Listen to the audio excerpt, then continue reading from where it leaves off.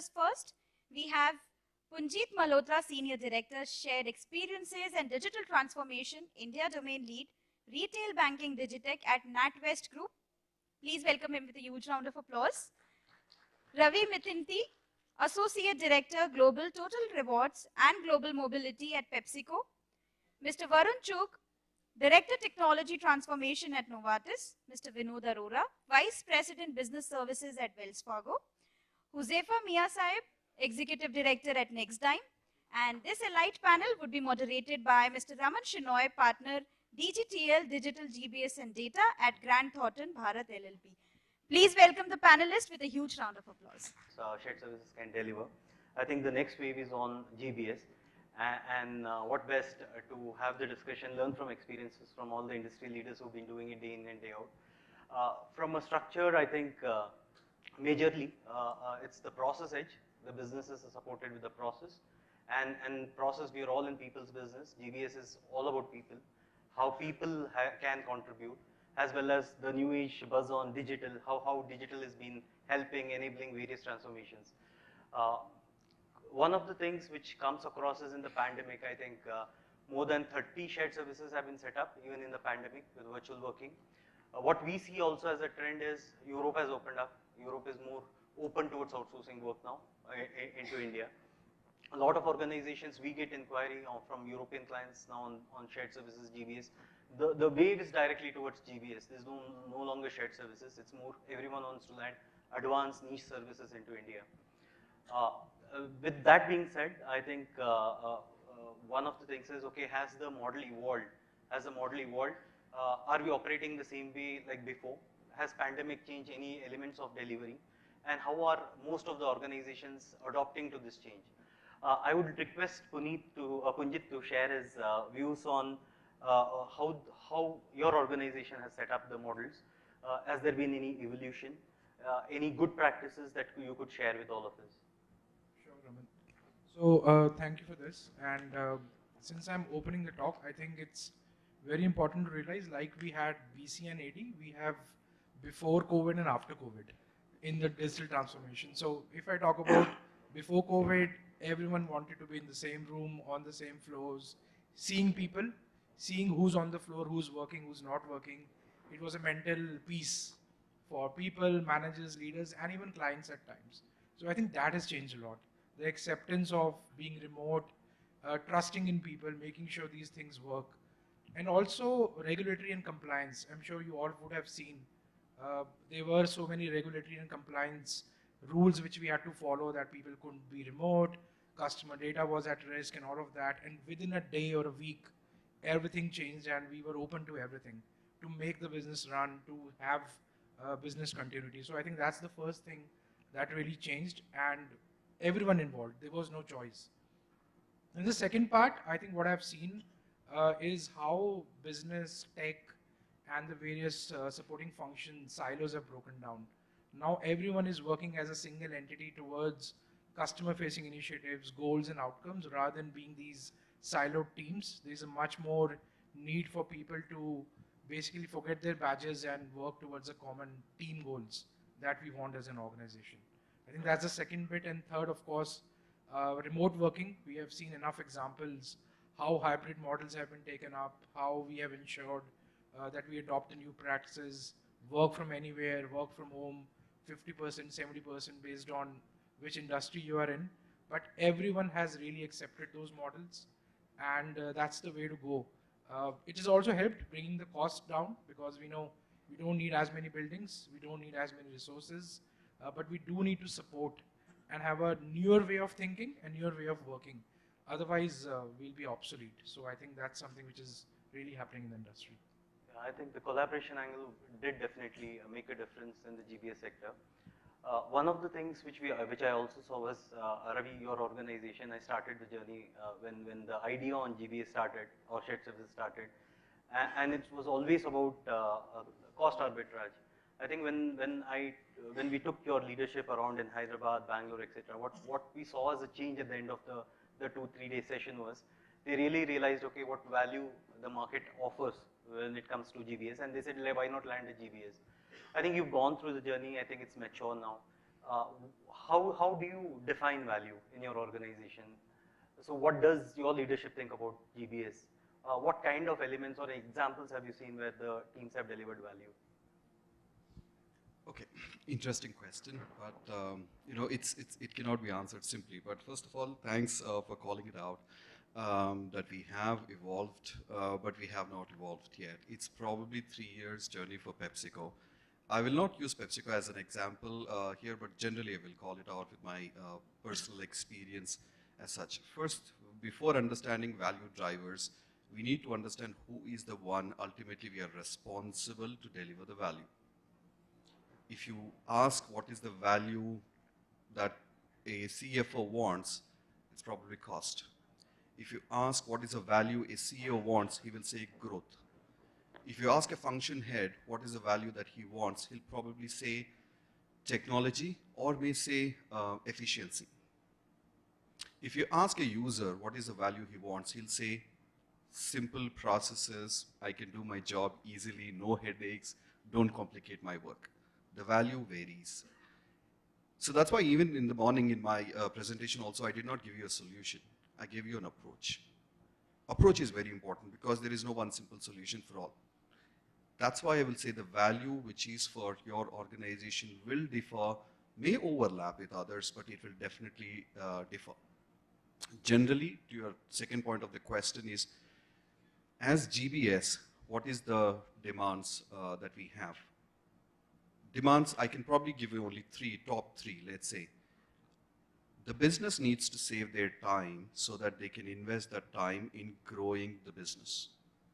How I can make my job efficient and their job efficient. If I give them a form to fill, for example, HR was very good at with forms.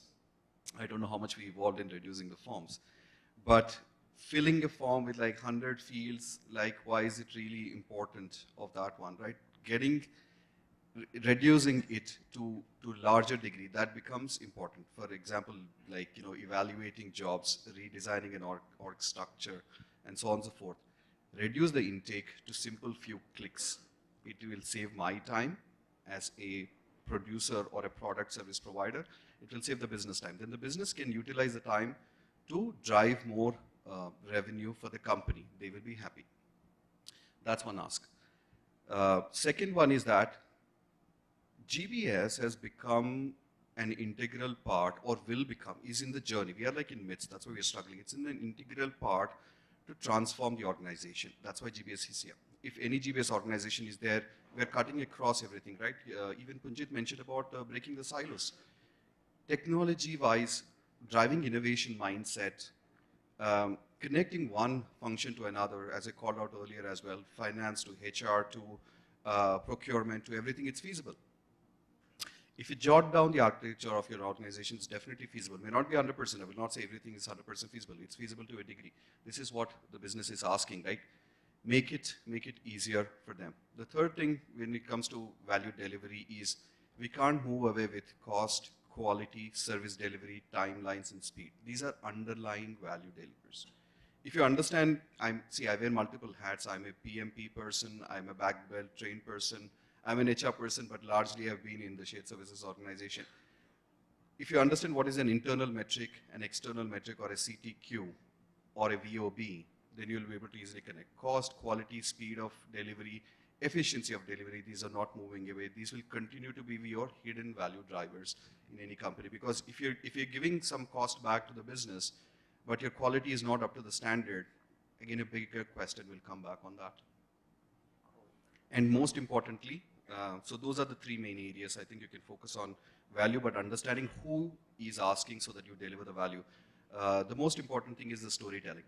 If you're telling your business that, hey, I will save you 3,000 hours, or I am saving 3,000 hours of the business, that is not a story that will fly. If you say that, hey, you can make $3 million by reducing 30% of your time that you're investing in either training GBS or filling up the forms and so on and so forth, and you can make that money for the business because I will drive a technology that will save my time, your time, then you can focus on the main things. That's the storytelling which will rather fly. I think, thanks so much for defining value for us in terms of GBS context. as you said, every customer has a different need, internal or external, and at the end of the day, we all need to deliver for the end customer. And what better than banking business, right? So if I could pick Vinod on in terms of, okay, Vinod, you're in the banking business, you also get to see both the end customer as well as your internal customer. Now, how can I give, is there a possibility to give extra value, right? Extraordinary value, right? How do I do that? And from value, is there a number that can be attached to a value? Is it always cost savings? Okay, is there any other software aspects of value that come out as an ROI? How does your organization measure it? Thank you, Raman.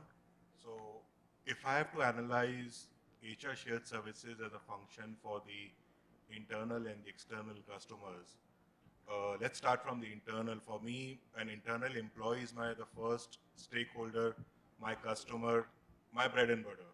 So it all talks about what value do we add in terms of services when we talk about providing services as an HR shared services. If I have to ask this forum, everyone, including myself, were we aware what HR shared services was all about around 15, 20 years back? I think answer was no for everyone. A typical mentality, what we had was HR is only recruitment.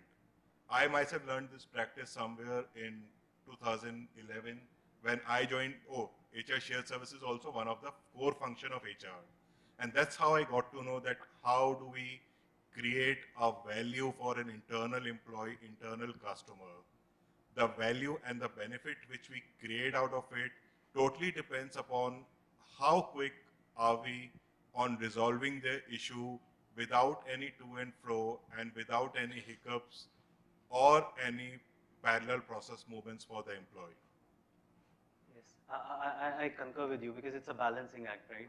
Between the process as well as people. I think people today in the current scenario play a very vital role. And I think balancing that productivity versus the expectations from the business, the pressures which you have on the numbers, I think it totally makes sense in the current scenario. But with all the pandemic, etc., we've seen a lot of dips or fluctuations in the productivity. Varun, how do you think, okay, how best we can manage productivity? Are there any tools that you have used which have helped you to up the productivity back without stressing the people too much in the situation which all we went through? Thank you, Raman. So in fact, you talked about productivity. Great question, because I'm doing consulting for last 15 years. And all those consulting projects do end to productivity, cost saving, efficiency, and apart from compliance and the customer satisfactions, what we used to have. Productivity is the word. I haven't heard that nobody is saying without productivity things will work. Everybody say productivity, efficiency, cost reduction. You go do the projects, everybody keeps on hearing. One thing I've learned in the last 15 years of consulting is we have to be productive, we have to be innovative, but on time. If you're not doing on time, then there is no reason of be more productive and more innovative. I'll ask a question. I know it's end of the day, heavy lunch and tea session. People might be sleeping. How many of you use Nokia cell phones? Anybody in this room who use Nokia cell phone? 3 people. You 2. 4 people, I've heard. And do you know how much was the Nokia's market share 10 years ago, 15 years ago? It captured around 70 to 80% of the market. Only 3 people out of 100 odd people here. Why? They were efficient, they were productive, but not on time. It's very important.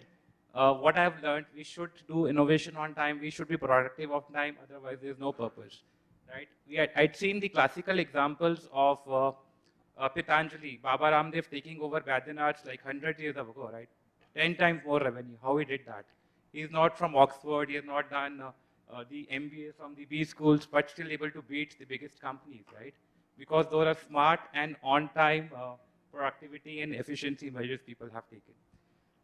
What changed? What have changed in COVID times? I think people started, using more technology. It's not that people are not using before; they were using before, but now I'd seen processes where people not allowed to take a cell phone in a particular shop floor now have given laptops to work at home. What changed, right? Did those critical processes change? No. Did the trust of the employees, there was more trust for the employees maybe, or it's a combination factor of all, because the COVID has taught us so many lessons to be more productive, more efficient, which we never thought of doing it before. Yes. It's like you push people to the edge and they'll be able to do it. I'll take a simple example. I think mostly people watch cricket match. We struggle to score 200 to 50. Now in 50 overs, people do it in 20 overs. What changed? It's only the mindset. I think COVID, with a lot of negatives of COVID happening, there are some positives as well where people, I had seen personally, are more productive and efficient as well. Now there are debates, people say that, shall we continue working from home? There are advantages, commute time is less, or, there is a lot of distraction with the kids crying and all. So there's mixed, reaction as well. But overall, I think we're still working, right? So people are still working, the processes are still working, they are more efficient, productive, and people have seen those changes. So my example, my personal 15 years of experience doing consulting with 30, 40 countries, I think when you push people in a right frame, in a right way, I think those things can be achieved. And definitely with change management also plays a lot of bigger factor because people are receptive to changes. People are used to do a certain things. If we ask to do a different way, they will hesitate. It happens to me also, right? I go to gym. There are 7 treadmills. Ideally I end up taking the same treadmill, all the 7 are free. It just, the change management part is also very important because people are receptive to changes. So I think those are the examples which I have taken, nothing to do with my organization. These are my personal views, which I have learned across consulting organizations I have done in the last 15 years.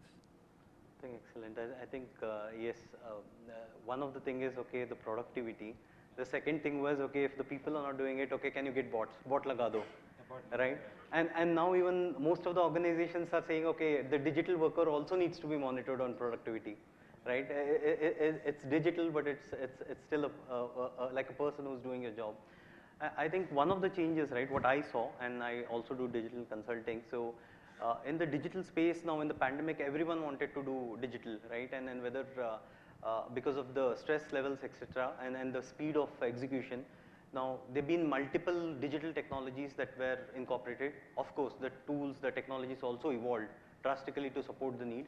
But the question is on enablement. Okay, how can I choose the right technology for my kind of business? Will it support the business? Because the market changes is very fast, right? And what should I use? Okay, what should be the method to choose a technology, right?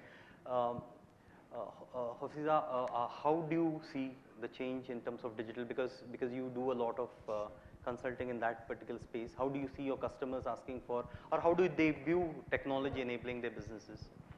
Sure, thanks, Raman. So from a technology standpoint, right, first 2 steps, I think, in terms of digitization. In terms of digitization, I think we'll break it down into technology and analytics, tools to kind of get data accurately, predictive analysis, all the good things. From a technology standpoint, a lot of back office functions typically were manual, became part of shared services. There were process excellence functions, consultants improved it, did all the good things. I think post that, there was cost optimization, which is still the backbone of the GBS. But the clients are looking at it at more of a strategic function rather than just cost optimization. Typically, they want to now have functions within that, where typically you could have an technology function, a consultant function, which kind of not only caters to the GBS function, but also to their global organizations which are there. So from that perspective, they're creating a strategic part where the value in terms of ROI or in terms of, getting into the marketplace to have an edge over the competitors, to be the first mover advantage. They typically want to ensure, as we rightly mentioned, Nokia phones, Tesla cars, right? What have they done? They've typically taken the technology route. They've kind of been the first mover advantage, gained the market share. So from a back office perspective also, there's tons of data that we churn. We got 5 lakh invoices that are churned by GBSs a month. There is a lot of payroll data that's churned. What happens with all that data, right? So coming to the second part of it, there is that amount of data which can be utilized by the analytics teams, by data engines, using that, providing it to the right people in the business to take decisions, whether it is people going to leave the organization or for customer satisfaction, or typically from a marketing standpoint, right? So in terms of GBS, I think the larger GBSs, there's a 2-step kind of a thing.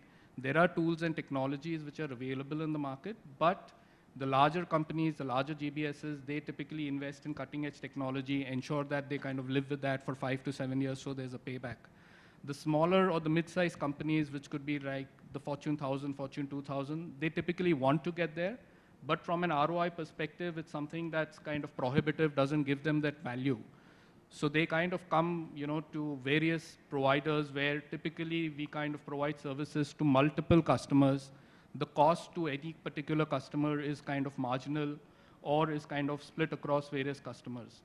So also in terms of technologies, there are two kind of technologies. You have certain technologies like RPA, OCR, workflows. Some of them typically are much more mature technologies where they're adopted across various clients, and hence the ROI is faster. But from an RPA standpoint, AI, ML standpoint, I think some of the firms are not able to adopt to that. So I think once the technology becomes more mature, they will definitely get an ROI and it could be kind of adopted across technologies. Yes, and I think somewhere GBS is enabling that as an internal advisor to their business.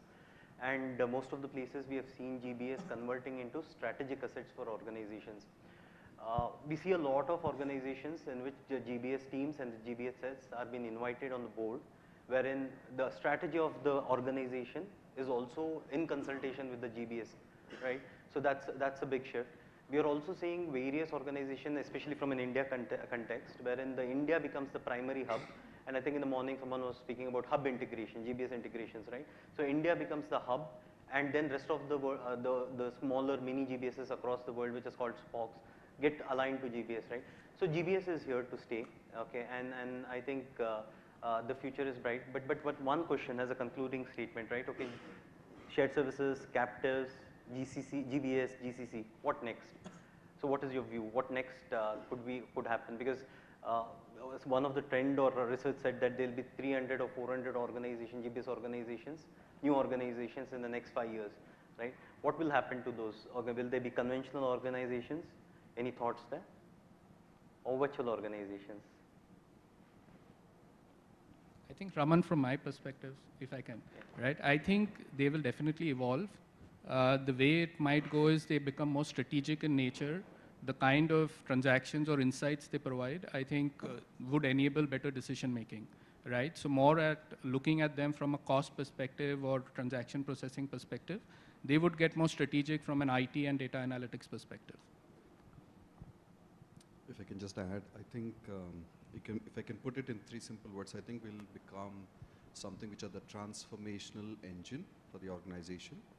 We'll become partners because a lot of data analysis, the mindset of transforming an organization is with us because we're not operating or we will not operate in silos come tomorrow. The last part is that we will become an integral part of their strategy and designing. That is inevitable. It will take time, but I can foresee that it is inevitable because of how we are shaping up and how much every other organization is investing in setups like GBS. And if I add, I think things. One, we have heard about hub and spoke. We are generally the spokes. I think it will become hubs and hubs based on what we are delivering from here. So depending upon the expertise, depending upon the subject matter experts that are available, there'll be a lot of hubs emerging. And of course, we have to be the partners. We have to become trusted advisors who actually become your people who you go to make decisions.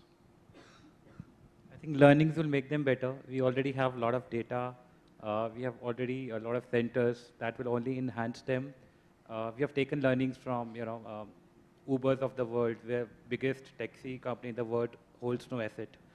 Facebook, world's biggest content, does not hold any media, right? Airbnb, world's largest hotel provider, does not own any hotel. So I think all these learnings are already there, and that will definitely make them even stronger. If I have to add, future is with someone who can add a value to their customers. Because it's more about a value addition and how closely can you connect to the stakeholders and the customers. True. I think business is always the king, right? And that's why we all execute services.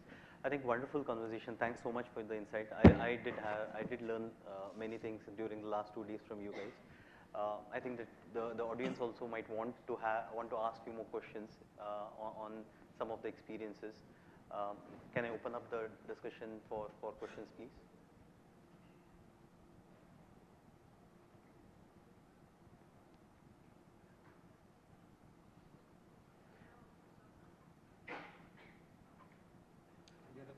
Yes, there's a question.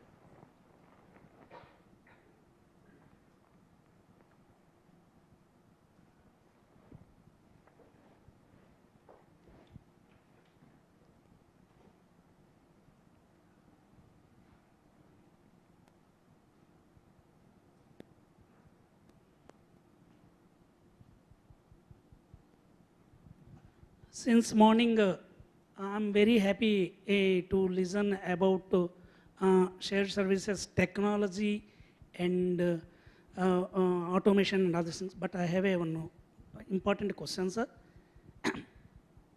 Any application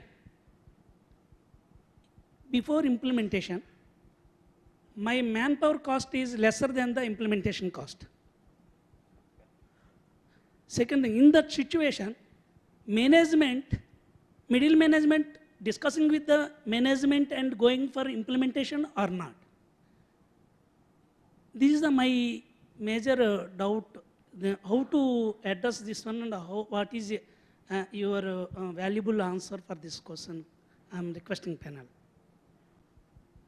So my first reaction to that, I think whenever we look at cost, I think you're talking about the business case, that how do we make sure that what we are automating, putting a tech on, makes sense for the business. Because generally the manual part of it will be cheaper than if we are putting a technology in. So when we do business cases, there's a lot of other elements to a business case. There's a cost of run, there's a cost of annualized benefits, so how do year on year you'll benefit from it, and then there are intangible costs like productivity, controls, and also making sure we get it right first time. So how do we make sure we are serving the customers absolutely perfectly the first time, so that the customer experience grows, we get better sales, we get better NPS. So I think all that also comes into picture when we do that productivity calculations. Sometimes compliance as well, because bigger organizations cannot just lose sight on that one.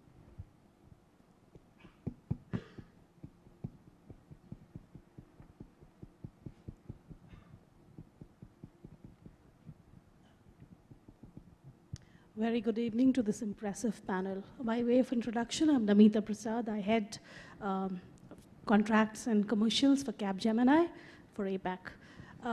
We've been talking about process, we've talked about innovation, we've talked a lot about people, management and people. I was very impressed by the value additions and the virtual capability people have to develop processes. My question specifically is about data. And with shared services and with the way we are growing, what do you think is your opinion about data protection and the regulatory nuances? Somebody just mentioned about compliance. So I think that's the big one, especially in the new normal. And with the virtual world and with all the bots and with all the hacking and all the PIIs, how do you think the market is going to be catering that?